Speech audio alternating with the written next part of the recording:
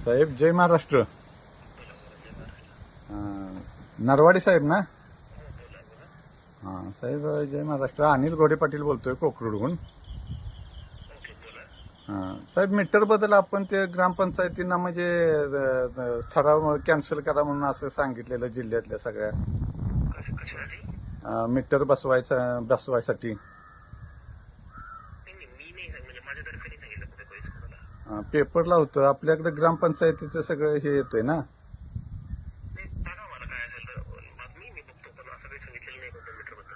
ग्रामपंचायतीचे ठराव सगळे कॅन्सल करा आणि ते मीटर बसलंच पाहिजे असं म्हणजे तुम्ही पेपरला.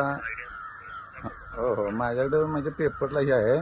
मी परवा आंदोलन केलेलं साहेब आणि त्यात तुमचं म्हणजे हे केलेलं आहे. म्हणजे तुम्ही ग्रामपंचायतींना काय सांगितलंय की मीटर हे सक्तीनं बसवावंच लागणार आहे आणि त्यामुळे तुम्ही जे काही ठराव केले असतील ते ठराव तुम्ही रद्द करा असं तुम्ही.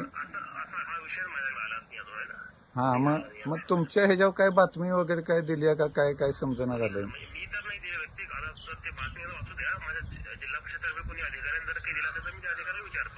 चालेल चालेल चालेल. Okay okay okay okay. धन्यवाद साहेब.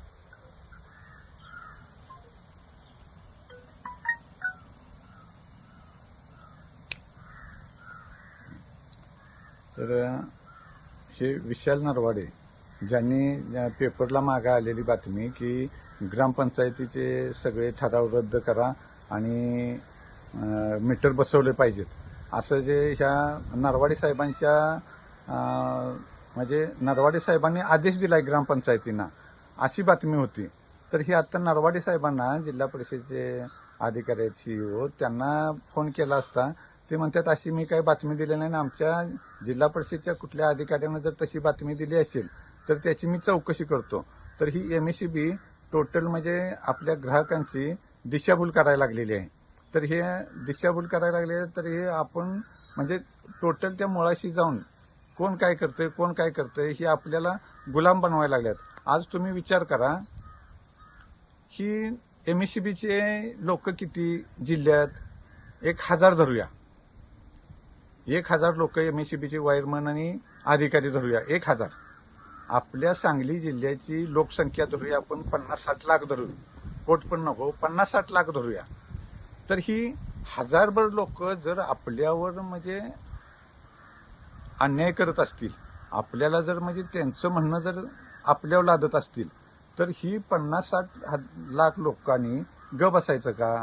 ह्यांनी गुलाम बनायचं का? ह्या 50-60 लाख लोकांना 50 ते 60 लाख लोकांना सांगली जिल्ह्यातील 50 ते 60 लाख लोकांना ही हजारभर एमएससीबीचे अधिकारी आणि वायरमन जर गुलाम बनवत असतील तर तुम्ही गुलाम बनणार आहात का? याचा विचार करा तुम्ही. कारण गुलाम बनवणारी 1000 आहेत आणि गुलाम बनणारी 50-60 लाख आहेत.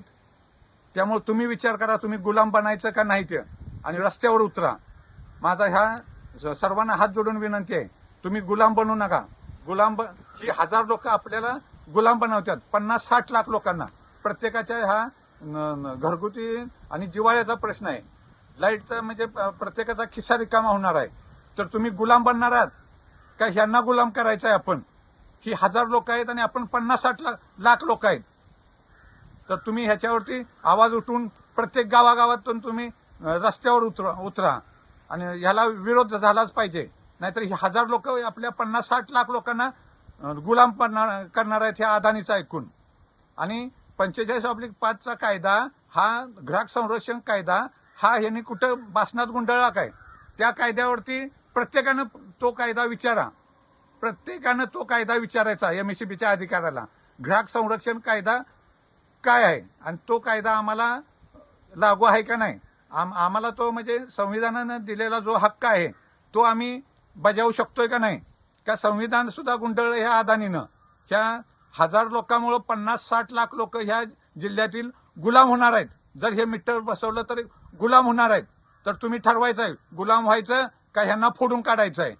तुम्ही प्रत्येक जण प्रत्येक गावात जिल्ह्यात सांगली जिल्ह्यात सगळीकडं महाराष्ट्रात प्रत्येक ठिकाणी प्रत्येक गावात ज्यांच्यावर अन्याय झाला हे मीटर बसून त्यांनी रस्त्यावर उतरा आणि ह्या अन्यायाला वाचा फोडा. नाहीतर तुम्ही गुलाम झाला असा 50-60 लाख असा नाहीतर 5 कोटी असा.